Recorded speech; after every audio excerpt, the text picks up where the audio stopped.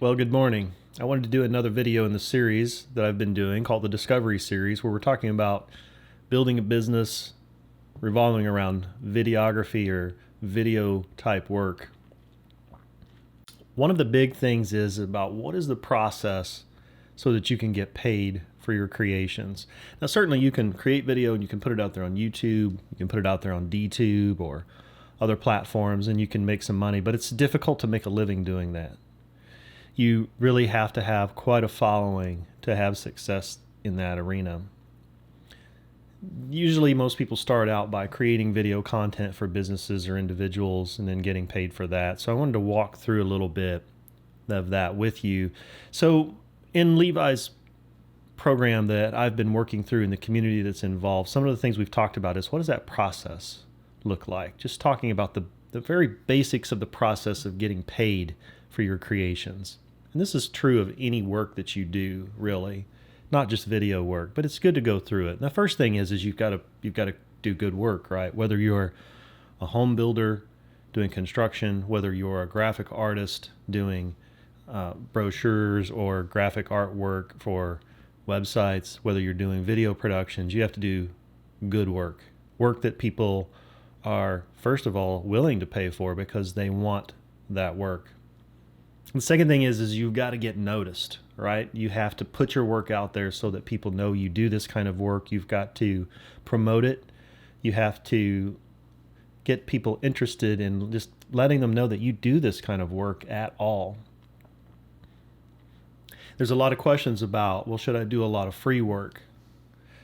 And Levi mentioned something in the training program that I thought was very interesting. He differentiated free work from pro bono work. And I never really thought about that, but in his mind, free work means you're just giving it away. Pro bono means you're doing it kind of for the good of the public or of the person.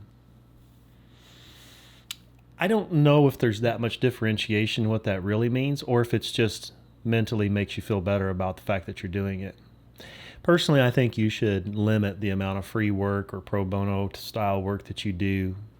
I think it is good to do work for charities and places like that, but I think that you have to be careful because even nonprofits and some charities have money to spend on your services. So don't hesitate to want to charge people, but also I think it is good to do some work to help out causes that you believe in. Really, the third thing is that you're going to make a promise to this person or an offer, right? You're going to say, hey, I'm going to create this for you. And because I'm creating it, I'm going to create some kind of value, something that you want or is good for your company. One of the things that specifically is talked about with the other community members are some specific targets that sometimes businesses have. An example is, let's say it's an adventure camp and your objective is to create a video that will lead to more reservations, more beds being filled, whatever it is. Another example is wedding videography. If you're going to create a wedding film, you're going to create something of value for the bride, the groom, the family, and all the people that are with them, right? Memories, capturing the memories. There's value to that. And then the final thing is really that the client trusts that you're going to be able to do that work, and they're willing to pay you for it, invest in you as the individual to create that value for them. And that's really the basics.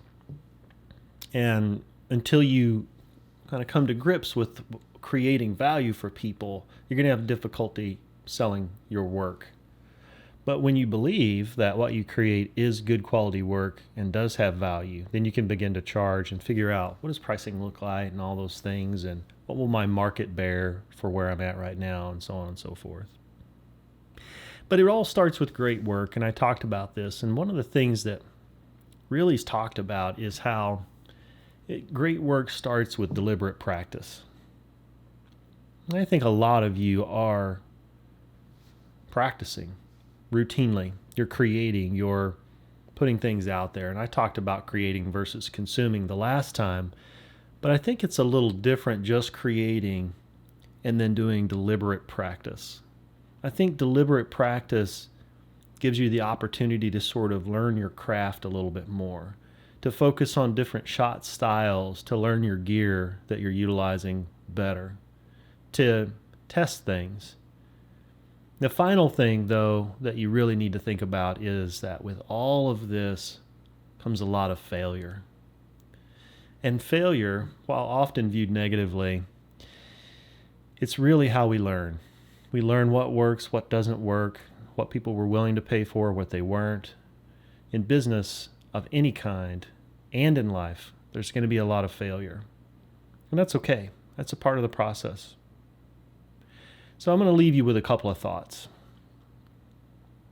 One is always that I think great work is important, but the more important is make sure you're putting in deliberate practice, that you're really honing your craft, that you're testing shots and testing your gear.